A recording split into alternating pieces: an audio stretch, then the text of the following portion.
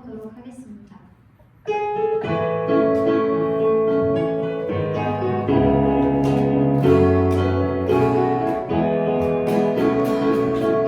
여호와를 즐거이 불러 기쁨으로 주께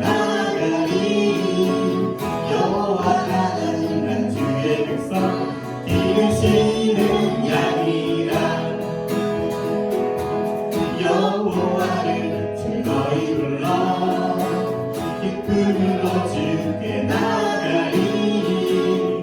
여호와 하나님 난 주의 백성 기르시는 양이라.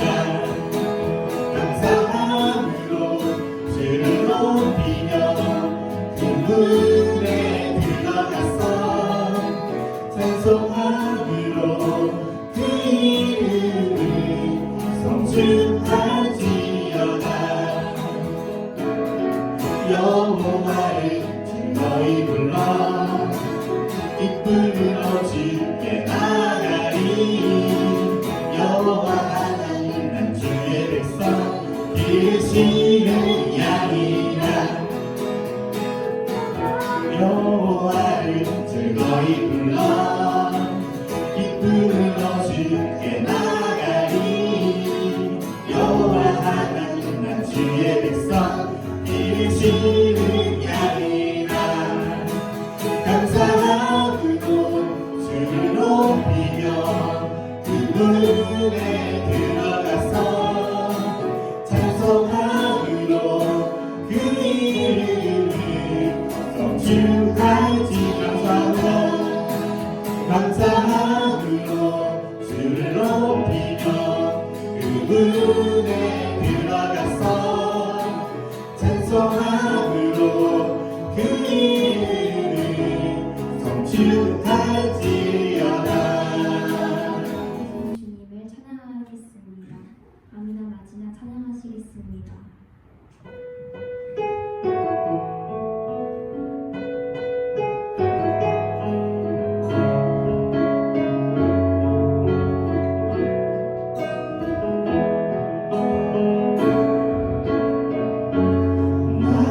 소망 되신 주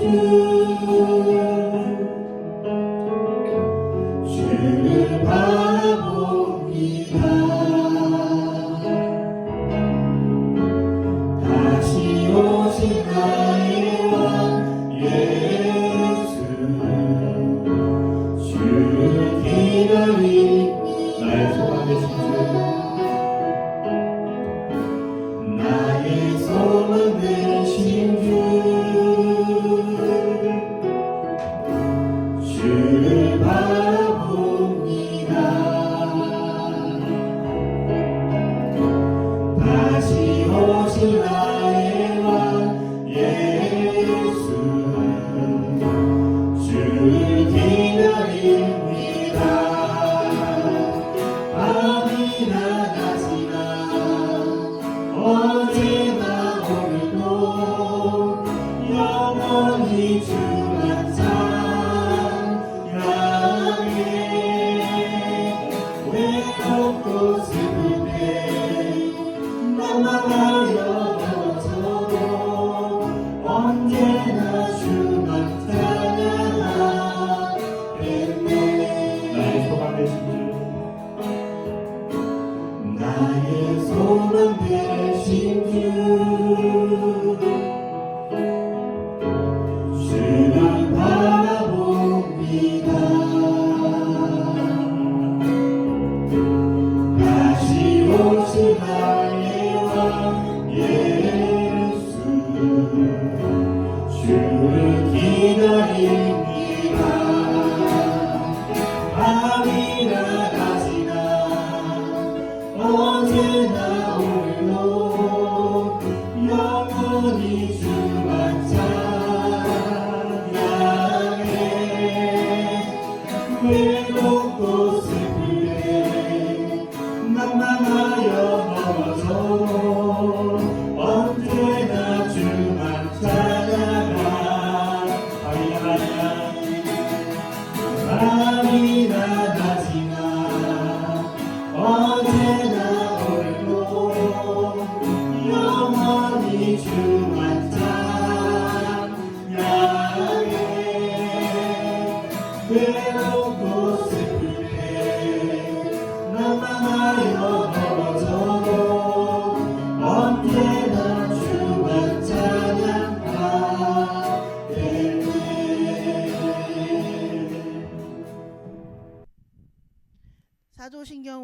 우리의 신앙을 고백하겠습니다.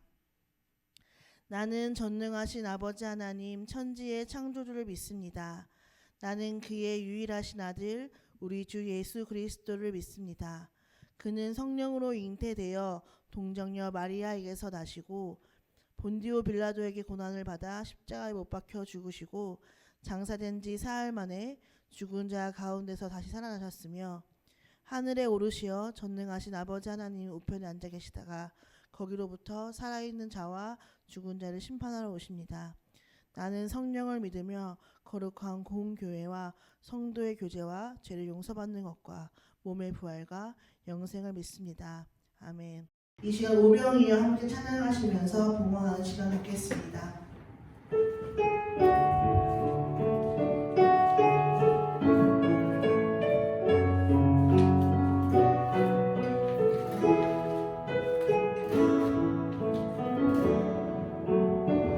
오병이어 한 소년이 드렸던 보리떡 5개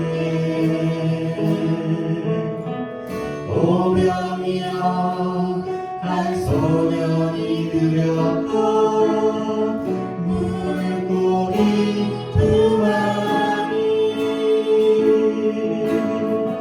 거기에는 완전 나누니 거기에는 참된 기쁨이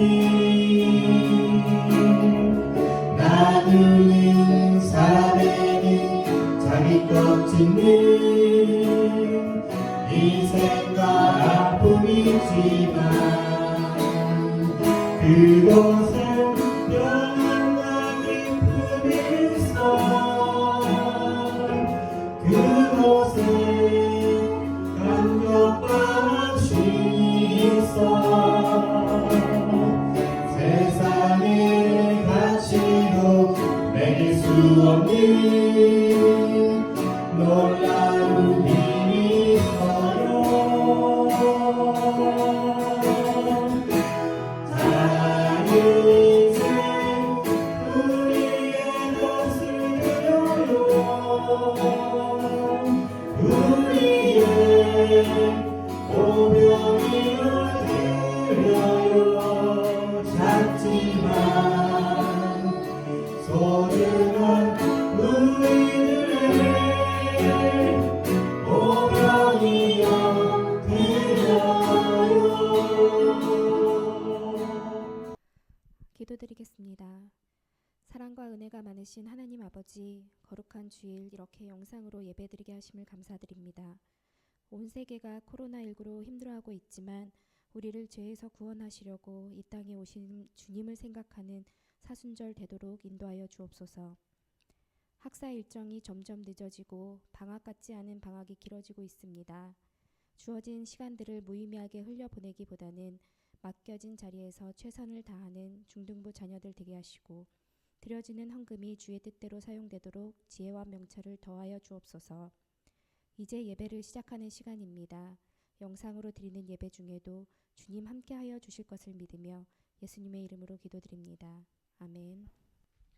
오늘 함께 나눌 말씀은 마가복음 2장 13절로부터 17절까지의 말씀입니다. 마가복음 2장 13절부터 17절입니다. 예수께서 다시 바닷가에 나가심에 큰 무리가 나왔거늘 예수께서 그들을 가르치시니라. 또 지나가다가 알페오의 아들 레위가 세관에 앉아 있는 것을 보시고 그에게 이르시되 나를 따르라 하시니 일어나 따르니라. 그의 집에 앉아 잡수실 때에 많은 세리와 죄인들이 예수와 그의 제자들과 함께 앉았으니 이는 그러한 사람들이 많이 있어서 예수를 따름이로라. 바리새인들이 서기관들이 예수께서 죄인 및 세리들과 함께 잡수시는 것을 보고 그의 제자들에게 이르되 어찌하여 세리 및 죄인들과 함께 먹는가? 예수께서 들으시고 그들에게 이르시되 건강한 자에게는 의사가 쓸데없고 병든 자에게라 쓸데있느니라. 나는 의인을 부르러 온 것이 아니요 죄인을 부르러 왔노라 하시니라. 아멘. 안녕하세요 중등부 친구들. 오늘도 이렇게 영상으로 예배를 드리게 되었습니다. 지난주도 유튜브로 예배를 잘 드리고 전사님에게 셀카를 보내준 숙제가 있었는데 많은 친구들이 셀카를 보내줘서 되게 고맙다고 생각하고 있어요. 오늘도 숙제가 있습니다. 전사님이 설교하는 동안 이 모양이 반복적으로 나올 거예요. 그래서 설교가 마쳤을 때 이 모양이 총 몇 개 나와 있는지 보고 전사님한테 카톡으로 전사님 3개가 나왔어요. 혹은 전사님 5개가 나왔어요. 카톡으로 보내주면 맞춘 친구들에겐 소정의 상품을 드리도록 하겠습니다. 네, 지금부터 시작입니다. 전사님이 지난주에 예수님은 우리의 목자 되시고 우리는 그분의 양이라는 이야기를 했습니다. 매 순간순간마다 하나님의 주권을 인정하고 나를 인도하시는 예수님을 따라 살아간다면 우리 인생을 늘 푸른 초장으로 인도하시는 하나님의 인도하심에 따라 보호받으며 안전하게 살 수 있습니다. 신앙생활을 하다 보면 예수님이 왜 이 땅에 오셨을까라는 고민을 해봅니다. 예수님은 왜 이 땅에 오셨을까요? 지난번에도 한번 배운 바 있지만 요한복음 10장 10절에서 예수님이 이 땅에 오신 것은 양으로 생명을 얻게 하고 더 풍성히 얻게 하기 위해서 오셨다고 하셨습니다. 어제 사순절 묵상을 요한복음 1장의 말씀을 가지고 했었습니다. 우리는 예수 그리스도를 믿음으로 예수님 안에 있는 생명을 누릴 수 있다고 배웠습니다. 이 생명을 풍성히 누린다는 것은 이 땅에서 부와 명예를 누린다는 뜻은 아닙니다. 또 예수 믿는 사람은 부와 명예를 절대 가질 수 없다는 뜻도 아닙니다. 예수님께서 말씀하신 풍성함은 하나님과 깊이 있는 교제 가운데서 하나님이 주시는 풍성한 은혜를 누리는 것입니다. 하나님은 우리를 죄와 사망의 자리에서 생명과 은혜의 자리로 옮겨주셨습니다. 그곳에서 우리는 이전에 알지 못했던 하나님의 성품을 더욱 알아가고 내 삶을 풍성하게 채워가시는 하나님의 은혜를 경험할 수 있는 것입니다. 우리 친구들이 이렇게 기도할 수 있습니다. 우리 친구들이 기도할 때마다 하나님, 우리가 하나님의 풍성한 은혜를 더욱 경험하게 해주세요. 양으로 풍성한 생명을 얻게 하시기 위해 오신 예수님, 나로 하여금 그 풍성함을 더욱 알게 해주세요라고 기도할 수 있었으면 좋겠습니다. 그렇게 이 땅에 오신 예수님이 이 땅에서 하셨던 일은 총 3가지가 있습니다. 첫 번째는 하나님 나라를 전파하셨습니다.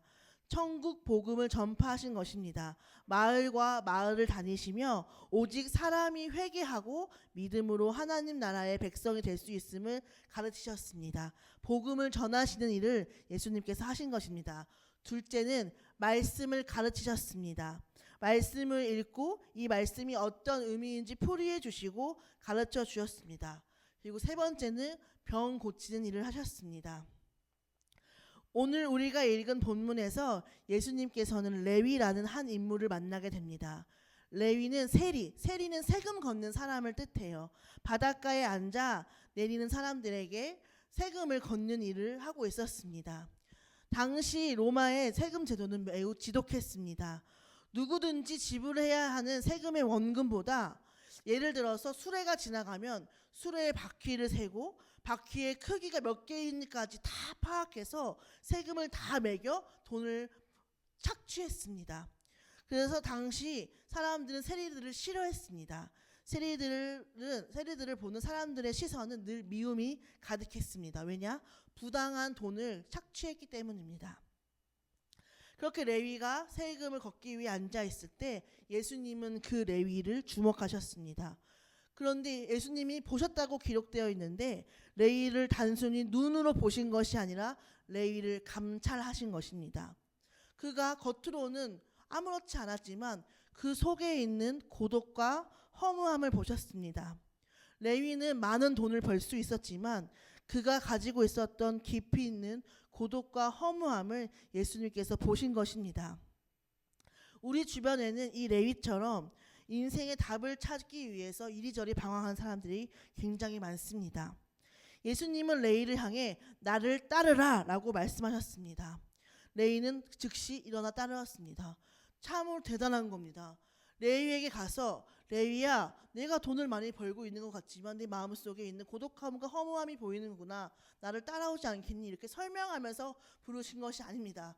그저 레위를 향하여서 나를 따르라 하시니 그가 그 부름에 응답을 한 것입니다.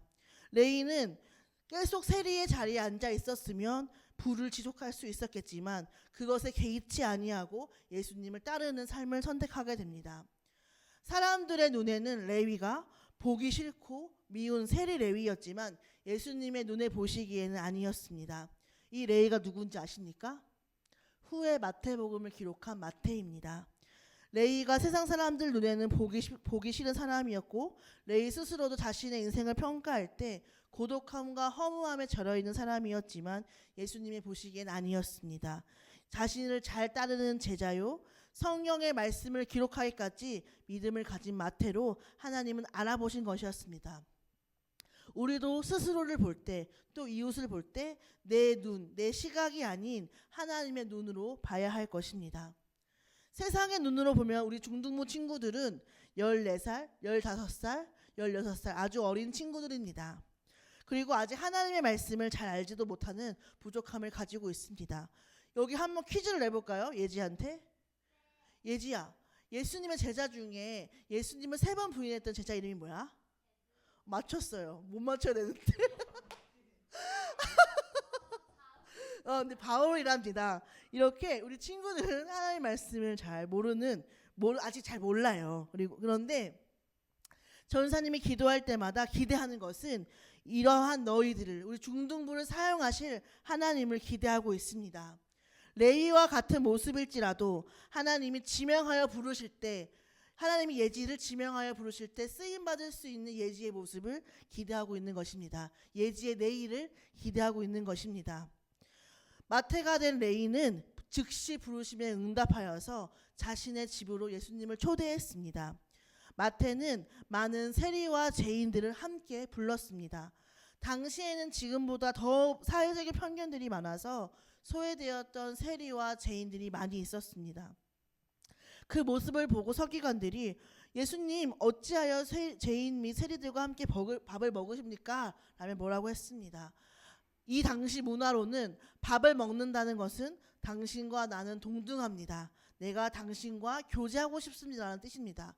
그러니 죄인, 세리, 사회적으로 소외된 사람들과 밥을 먹는다는 것은 내가 그와 동등하다는 의미입니다. 예수님은 그 자리에 마태를 초대하신 것입니다. 예수님은 이렇게 대답하십니다. 건강한 자에게는 의사가 쓸데없고 병든 자에게라야 쓸데있느니라. 나는 의인을 부르러 온 것이 아니요 죄인을 부르러 왔노라라고 말씀하셨습니다. 예수님은 스스로 십자가 앞에 내가 죄인임을 인정하며 예수님의 긍휼하심을 구하는 자에게 구원을 선물로 주시려고 이 땅에 오신 것입니다. 겉으로는 멀쩡한 체하며 스스로를 옳다 여기는 건강한 척하는 자들에게는 의사가 쓸데없습니다. 예수님이 그 사람에게 할 일이 없다는 것입니다. 현재 우리나라는 코로나 바이러스로 시끄럽습니다. 바이러스에 걸리면 누가 필요합니까? 네, 의사가 필요합니다. 의사가 나를 치료해줘야 내가 바이러스로부터 해결을 받을 수 있습니다. 그렇다면 죄인인 나에게는 누가 필요합니까? 네, 예수 의사가 필요합니다. 전사님이 최근에 고민이 하나 생겼어요. 그런데 사실 이걸 누구한테 터놓기가 조금 애매해서 마땅히 누구한테도 말을 해야 될지 모르겠고 좀 속이 좀 시끌시끌해서 며칠을 조금 괴롭게 보냈습니다. 그런데 이 고민이 여전히 전사님 마음속에 있어요. 이런 고민이 들 때, 고민으로 마음이 괴로울 때 우리는 어디로 가야 합니까? 예수님께로 가야 한다는 것입니다. 많은 부를 가지고 있었지만 속은 고독과 슬픔으로 가득 차 있었던 마태처럼 우리가 아픔을 가지고 있을 때 이 아픔을 치유해 주실 분 누구십니까? 예수님이십니다. 우리가 각양 고민으로 괴로운 나날들을 보낼 때 그 우리의 괴로움을 해결해 주실 수 있는 분은 누구십니까? 오직 예수님 뿐이십니다. 우리가 나를 향해서 스스로 부정적인 마음이 들 때 하나님은 나를 분명 존귀한 자녀라고 하셨는데 내가 마냥 미워질 때 나를 다시 존귀하다 여기신 누구에게로 가야 됩니까? 예수님께로 다시 나아가야 합니다. 코로나 바이러스가 무서운 것은 나도 모르는 사이에 감염되기 때문이라고 합니다. 그렇다면 우리 복음 바이러스로 무장합시다.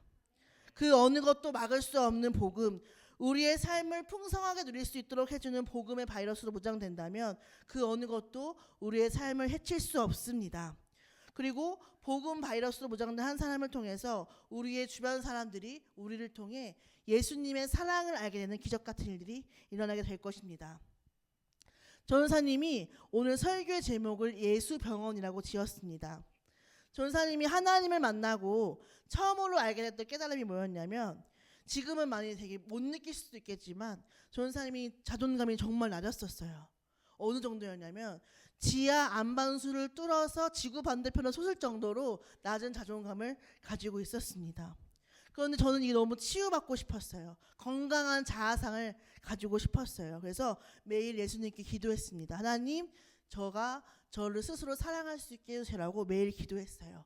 그 기도하는 시간을 뭐라고 했었냐면은 예수 병원으로 가는 시간.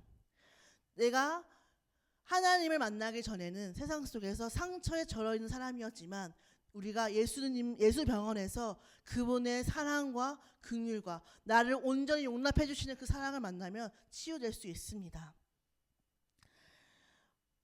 저도 매일 예수 병원으로 가는 시간으로 인해 그 약함이 채워질 수 있었고, 우리 모두는 예수 병원이 필요한 사람들입니다. 그렇기 때문에 서로 사랑할 수 있고 서로의 연약함을 보듬어 줄 수 있는 것입니다. 기도하는 것은 우리 중등부의 모든 친구들, 그리고 선생님, 그리고 전사님까지 더욱 예수 병원에서 예수님의 사랑으로 온전해지기를 소망합니다. 더욱 예수님을 닮아가기를 소원합니다. 그런 우리 중등부가 되기를 기도했으면 좋겠습니다. 기도하시겠습니다. 하나님 아버지, 감사합니다. 십자가 위에서 우리의 모든 죄악과 약함을 담당하시고 우리에게 십자가 사랑을 알려주시니 감사합니다. 하나님, 우리 마음속에 모든 연약함을 가지고 다시 주께로 나아갑니다. 우리가 오직 복음에만 무장된 사람이 될 수 있도록 하나님께서 저희들과 늘 함께하여 주시옵소서. 감사드리며 이 모든 말씀 예수님의 이름으로 기도드렸습니다. 아멘. 네, 주기도문 하심으로 예배를 마치겠습니다. 하늘에 계신 우리 아버지, 아버지의 이름을 거룩하게 하시며 아버지의 나라가 오게 하시며 아버지의 뜻이 하늘에서 같이 땅에서도 이루어지게 하소서. 오늘 우리에게 일용할 양식을 주시고 우리가 우리에게 잘못한 사람을 용서하여 준 것 같이 우리 죄를 용서하여 주시고 우리를 시험에 빠지지 않게 하시고 악에서 구하소서. 나라와 권능과 영광이 영원히 아버지의 것입니다. 아멘.